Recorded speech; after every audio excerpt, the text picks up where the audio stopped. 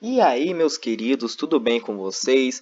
Meu nome é Bruno Lofrano, eu sou bolsista do PIBID e vou estar trabalhando com vocês nesse mês, nessa semana, na semana 2, né? Eu queria que vocês abrissem o pet de vocês na página 51 para a gente já dar início na matéria. A matéria, ela tem um tema muito bom, muito fácil de trabalhar, que a gente vai trabalhar as formas de relevo e a transformação que ela faz na paisagem, o que ela modifica, entenderam? E vamos fazer o recapitulando para vocês já pegarem ela direto. Os relevos são diferentes formas encontradas na superfície terrestre. As formas de relevo são ocasionadas devido à ação dos agentes naturais, conhecidos como agentes internos e agentes externos. Os agentes internos são responsáveis pela estrutura do relevo, já que os externos modelam a superfície. O relevo também pode ser alterado pela ação do humano. Nesse caso, denomina-se como agente antrópico. Dessa forma, considera-se que a paisagem, ou seja, a superfície terrestre, está em constante transformação. Eu vou levantar aqui com vocês uns conceitos muito importantes que a gente vai trabalhar, que é muito importante para a formação de vocês e que vocês vão levar para o resto da vida, para vocês nunca esquecerem isso. O que são relevo? Relevo é a forma da Terra, é a forma da nossa superfície. Quando a gente fala que a Terra sofre modificações, a gente apresentou três pontos ali. Só que dois são naturais e um não. O primeiro ponto que a gente levanta é o antrópico, que é pelo homem. É o homem que modifica a natureza, que modifica a cidade, que dá outra visão para a gente, entenderam? E os agentes naturais são os internos, que agem dentro da Terra, que pode ser levantando, formando montanha, abrindo os lugares. E tem como principal agente, né, os que vão agir são o tectonismo, os abalos sísmicos e até vulcanismo. Já os externos, que agem de fora, como o circuito da água, a erosão, que também modifica o relevo, e os principais que agem nela são vento, chuva, neve, a temperatura, a alternância da temperatura, né, que é ela caindo, ela subindo, e até mesmo seres vivos daquele próprio lugar. Entenderam? Eu quero que vocês, a gente tem um, passem para a página 52. No começo tem uma explicação muito interessante, que é bem representativo para a gente, é bem ilustrativo, que são as explicações do relevo, que são montanhas, que são grandes elevações, encostas íngremes formadas por formação de placas tectônicas. Já o planalto são superfícies altas e planas, que são retas, aqui ó, só seguir meu mouse, limitada por áreas rebaixadas, formada por processos erosivos e fornece sedimentos para as áreas baixas. Temos a depressão relativa. O que é depressão relativa? São superfícies rebaixadas em relação às áreas vizinhas, possuem inclinações formadas por intensos processos erosivos, a altitude acima do nível do mar.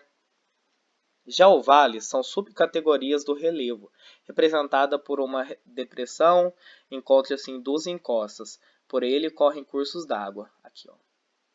E temos a depressão absoluta, que são superfície rebaixada, possui inclinações, formada por processos endógenos, altitude abaixo do nível do mar. E temos a planície, que são áreas planas, formada por acúmulo de sedimentos, baixa altitude, que é próxima ao nível do mar. É uma coisa interessante da gente saber. Aqui mesmo na página 52, a gente vai começar com as atividades. E na atividade 1, ele pede para a gente ler o texto e analisar a imagem para responder a questão. O texto são Caminhos do São Francisco e aposta da diversificação turística em Alagoas.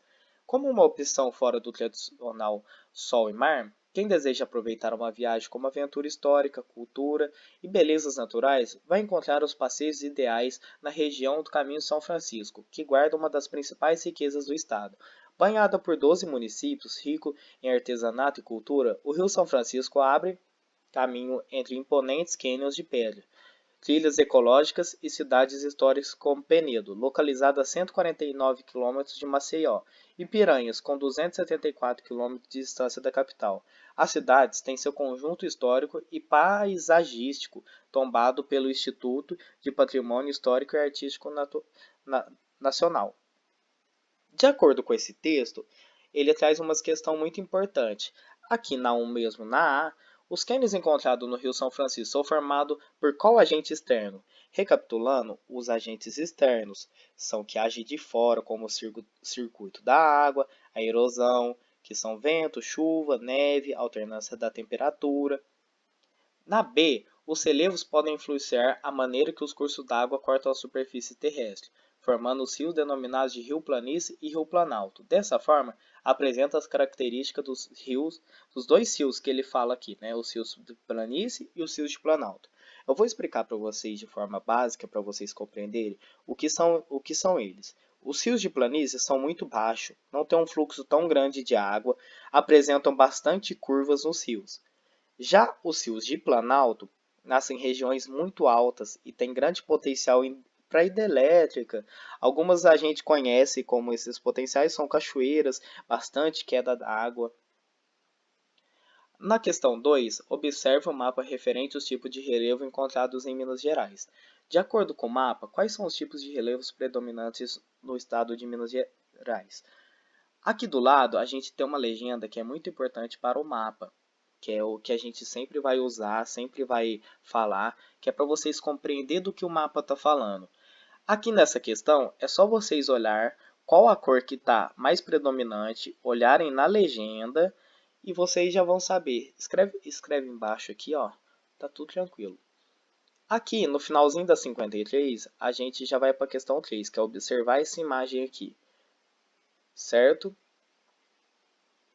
A imagem apresenta uma área de exploração de minério de ferro. Essa atividade é conhecida como mineração e de suma importância para a economia do Brasil e também para o nosso estado, que é Minas Gerais.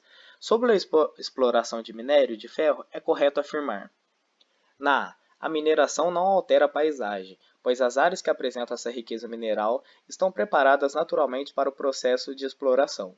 B, a mineração pode ser considerada como não impactante ao meio ambiente, por ser uma atividade que retira os recursos que está presente na natureza.